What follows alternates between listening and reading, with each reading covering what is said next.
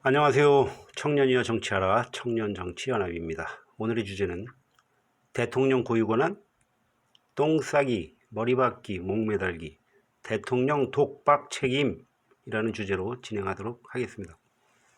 어느 잡범 교수 부부 사건이 온통 세상을 뒤덮고 있을 때에도 대통령이라는 자가 고유권한이라는 단어를 들먹이며 칭얼거렸던 기억이 있습니다.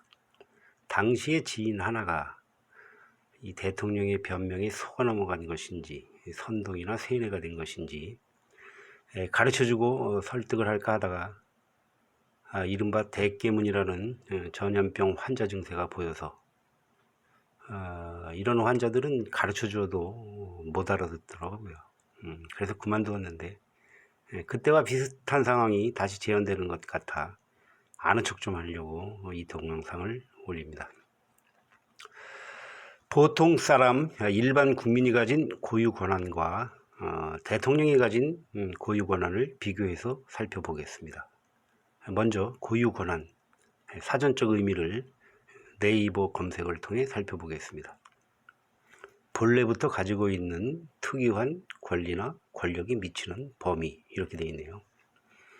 그러면 보통 사람, 일반 국민 누구나 본래부터 가지고 있는 권리의 사례를 살펴보기로 하겠습니다. 다른 사람의 강제나 명령 없이 동의나 허락을 받지 않고도 자율적으로 자기 맘대로 멋대로 꼴리는 대로 내키는 대로 할 수 있는 것이 그런 모든 것이 고유 권한으로 보면 되겠습니다. 본래부터라는 의미는 태어날 때부터 가지고 있는 것으로 보면 되겠죠. 그런 것들을 사례로 살펴보면 똥싸기, 머리박기, 목매달기, 전봇대로 이쑤시기, 도끼로 파리 잡기, 뭐 이런 것들이 있겠네요. 누가 명령하거나 말리지 않더라도 누구나 마음만 먹으면 할 수 있는 일들입니다. 그러니까 고유 권한을 나는 가지고 있다, 가지고 없다, 이건 뭐 대단한 게 아니라는 얘기죠. 길바닥에 돌멩이만도 못한 흔하고 보잘것없는 얘기가 됩니다. 어떻게 사용하느냐, 적시적소에 잘 사용하느냐가 실제로 중요한 것입니다. 누구나 가지고 있는 고유권한, 자, 똥싸기의 경우를 살펴보겠습니다. 때와 장소를 구별할 줄 아느냐, 대소변을 구별할 줄 아느냐가 능력을 갖춰서 잘 사용하느냐가 중요한 것이겠죠. 이건 대부분 잘 사용하고 있으므로 사전적 정의인 특유한 권리라고 하기엔 좀 억지스럽겠네요. 그런데 때와 장소를 구별하지 못하고 옷에 칠인다거나 벽에 칠한다거나 엉덩이를 낑낑거리며 소변기에 들이밀고 해결했다면 아주 특이하게 행사했으므로 손색 없는 고유 권한에 해당한다고 할 수 있겠네요. 머리박기나 목매달기 마찬가지입니다. 대부분의 사람들은 거의 사용하지 않는데 가끔씩 나타나는 걸 보면 특유한 권리를 잘못 사용한 경우에 해당한다고 생각합니다. 이렇듯이 나에게 고유 권한이 있다, 이건 뭐 하나마나한 얘기이며 귀담아 들을 필요도 없는 얘기입니다. 그래서 어쨌다고 그 다음 얘기를 들어봐야 하는 겁니다. 머리박기 고유 권한을 자기 반성하면서 제 머리를 몇 대 쥐어박았다고 가정하겠습니다. 아이고 이런 정도라면 잘못을 하고도 깨닫지 못하거나 반성이나 사과하지 않는 사람들이 지금 훨씬 많죠. 그런 사람에 비해서는 자기 스스로 머리를 주워박으면서 반성한다면 뭐 흔한 케이스는 아니까 특유한 권리를 제법 잘 사용한 케이스가 되겠네요. 목매달기, 이건 고유 권한이 있음에도 불구하고 사용하지 않을수록 잘한 짓에 해당하겠네요.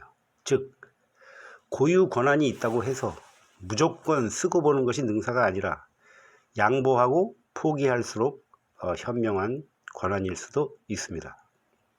이상이 보통 사람, 국민들이 가지고 있는 고유 권한에 대해서 설명해 드렸습니다. 그럼 대통령의 경우를 살펴보기로 하겠습니다. 대통령은 고유 권한이라는 것이 애초부터 없습니다. 왜냐하면 날 때부터 대통령인 사람이 있나요? 대통령이라는 자가 자기에게 고유 권한이 있다고, 이건 주둥이라고 그래야 돼요.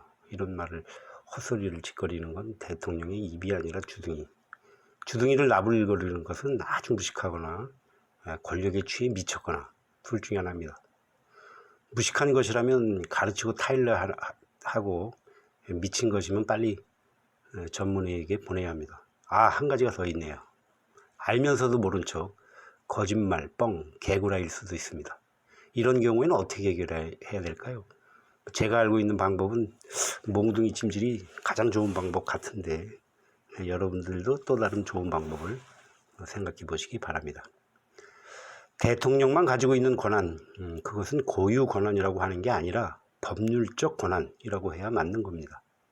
고유 권한이란 법 없이, 법 이전에 이미 가진 권리를 말합니다. 요즘 문제가 되고 있는 대통령의 공기업 임명권과 하면은 각각의 법률로 규정된, 즉 법이 대통령에게 부여한 권리이므로 법률적 권리, 법률적 권한이라고 표현하는 것이 맞습니다. 뭐 그렇다고 해서 꼭 태어날 때부터가 아니더라도 법 중에 최고 상위의 법인 헌법에 정해진 사항이라면 본래부터라는 의미로 해석할 수도 있겠다고 생각합니다. 그럼 헌법을 한번 살펴볼까요? 제1 앞부분 제1조, 대한민국의 주권은 국민에게 있고 모든 권력은 국민으로부터 나온다 라고 되어 있네요. 대통령에게 부여된 권력을 자기 것이라고 한다면 영락없는 도둑놈 심부입니다.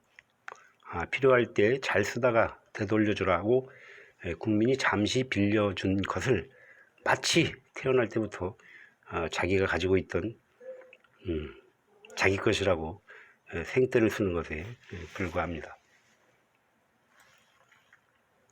임기를 마치면 뭐 안 돌려주고 싶어도 안 돌려줄 재간이 없죠. 임기 중에 잘 사용했느냐 아니냐에 따라서 책임, 그것도 싸그리 몽땅 혼자 뒤집어 쓰는 독박 책임, 이것이 고유 권한을 사용한 대가로 반드시 치러야 하는 것입니다. 이 이치를 요즘의 현안 문제인 대통령의 공기업 임명권과 사면에 적용해 보도록 하겠습니다. 공기업 임명권과 사면을 법에 정한 대로 행사하되 혹시라도 문제가 있다면 당신이 몽땅 독박 책임, 당신은 사면 제외, 그러니까 또박이 종신형으로 책임을 물으면 되는 겁니다. 대통령이 가진 공기업 임명권, 사면 등의 법률적 권한을 잘 사용했는지 잘못 사용했는지는 주인인 국민이, 국민인 제가, 국민인 여러분은 그 책임을 독박 씌울 고유 권한이 분명히 있습니다. 다시 헌법을 살펴볼까요? 헌법 제7조, 공무원은 국민 전체에 대한 봉사자이며 국민에 대하여 책임을 진다. 대통령이 제대로 임명했는지 아닌지는 임명된 공기업의 장이 자신의 임기를 마쳤을 때 업무 성과를 토대로 객관적이고 합리적이며 공정하게 판단해야 할 것입니다. 이것에 대한 평가 방법은 제 의견은 이렇습니다. 각 공기업의 임직원 숫자, 그 다음에 그들에게 지급된 총급여액, 이것으로 창출한 총체적인 업무 효율과 성과를 비교하되 노무현 정부와 비교한 이명박 정부의 결과치, 예를 들면 노무현 정부 때보다 이명박 정부가 플러스 5% 상승했다. 그럼 그게 기준이 되겠죠. 마이너스 5%였다. 그럼 그게 기준이 되면 되는 거고요. 그렇게 해서 이명박 정부와 문재인 정부의 결과치가 앞에 말한 노무현 이명박 결과치보다 양호한 경우에는 칭찬해주면 되는 일이고, 부진한 경우에 그 크기에 따라 책임을 묻는 것이 좋지 않겠느냐 하는 생각입니다. 그런데 이를 위해서 혹시라도 공기업의 공기업장이 임기가 끝나려면 뭐 대개 뭐 2, 3년, 4년 뒤가 될 텐데, 그때 가서 공기업의 장이 무능을 넘어서 위법, 불법, 피해 손실 등의 업무 결과가 나온다면 임명권을 행사하고 물러난 대통령은 이 먹튀나 공범의 염려가 있다고 생각합니다. 또한 오리발을 방지하기 위해서라도 모든 공무원 및 공기업 임직원의 재직 시 위법 행위에 대하여 공소시효를 폐지한다 라는 입법이 반드시 선행되어야 할 것입니다. 이것을 통하여 마구잡이 임명에 경각심을 갖게 하고 뒤가 구린 자들은 스스로 물러나도록 퇴로를 열어줘야 한다고 생각합니다. 그것뿐 아니라 새로 맡을 윤석열 정부는 물론이거니와 다음 세대, 미래 세대의 대통령, 공무원, 공기업 임직원들도 딴 생각하지 말고 경각심을 가지고 전체 국민에게 봉사한다는 본연의 임무에 충실함이 담보될 것이기 때문입니다. 다시 한번 강조합니다. 모든 공무원 및 공기업 임직원의 재직 시 위법 행위에 대하여 공소시효를 폐지한다. 이곳 청년정치연합이 태어나면서부터 기필코 이루고자 하는 공약사항 중에 하나이며 이 채널의 존재 목적, 즉 고유 권한의 하나이기도 합니다. 여기까지 하겠습니다.